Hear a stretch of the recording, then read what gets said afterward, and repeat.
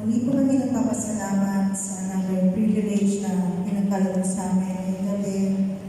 The Lord, kami po ay tipag-tipag tonight to bring you praise, glory, Lord, with one mind, one thought.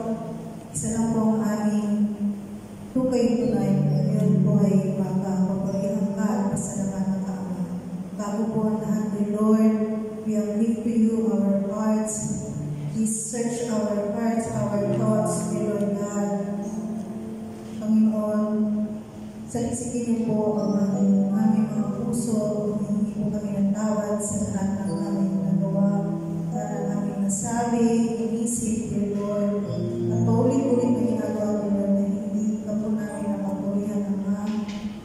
We are asking for your forgiveness sa aming unrighteousness, O God.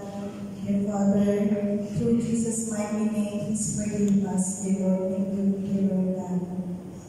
Dear Lord, tonight, give up to you po namin.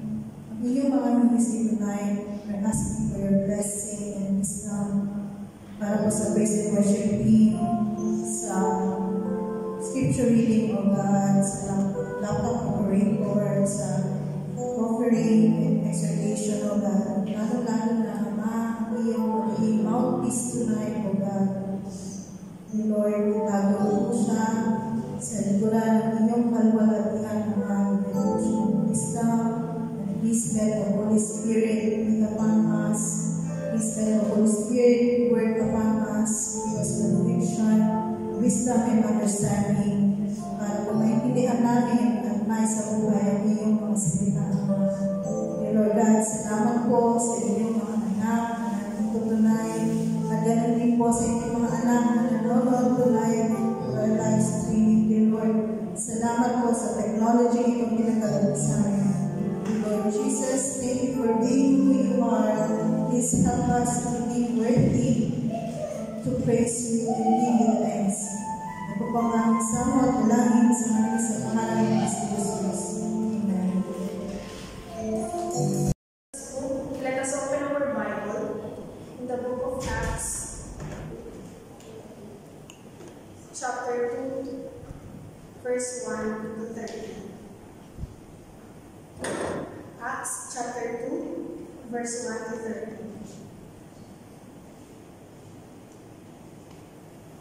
The Holy Spirit comes at Pentecost. When the day of Pentecost came, they were all together in one place. Suddenly, a sound like the blowing of a violent wind came from heaven and filled the whole house where they were sitting. They saw what seemed to be tongues of fire that separated and came to rest on each of them. All of them were filled with the Holy Spirit and began to speak in other tongues as the Spirit enabled them. Now they were staying in Jerusalem, God-fearing Jews from every nation under heaven. When they heard this sound, a crowd came together in bewilderment because each one heard their own language being spoken. Utterly amazed, they asked, "Aren't all these who are speaking Galileans?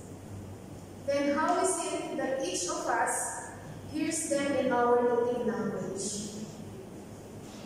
Parthians, Medes, and Elamites, residents of Mesopotamia, Judea and Cappadocia, Pontus and Asia, Phrygia and Pamphylia, Egypt and the parts of Libya near Cyrene, visitors from Rome, both Jews and converts to Judaism, Cretans and Arabs.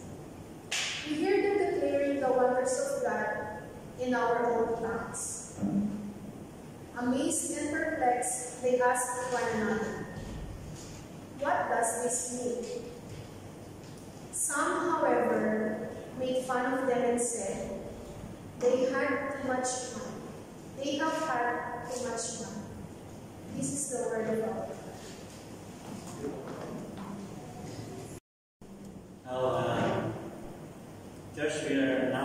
part of giving. I just want to exhort a short message regarding this one. It's not actually it's not exhortation for giving, but what I understand and the meaning of this is we can adapt the word found in Exodus chapter 4 verse 2. It tells us, and the Lord said unto him, what is in thine hand? Our offering to God as part of this tithes and offering, the Lord is asking us, what is in thy hand? Throughout the Bible, God has a wonderful habit of using whatever a person possesses. What is our possession today? Our work, our financial matters, that is our possession. Our talents, that is a part of our possession. But the Bible says, throughout the Bible, God had wonderful habit using whatever a person possesses. Amen? As we give to the Lord, because what is in thy hand? The hand represents spiritually, when we are talking about hand, it is a part or symbolizes a part of a human body, but in a spiritual way, our hand gives blessings. Amen? And according to one scientist or philosopher Aristotle, he mentioned that hand is a tool of tools. Generally, it has strength, it has the power, and it has the power to protect. That's why church, whatever it is in our hand, it gives blessings. The offering that we give to the Lord, it serves as a blessing. Amen.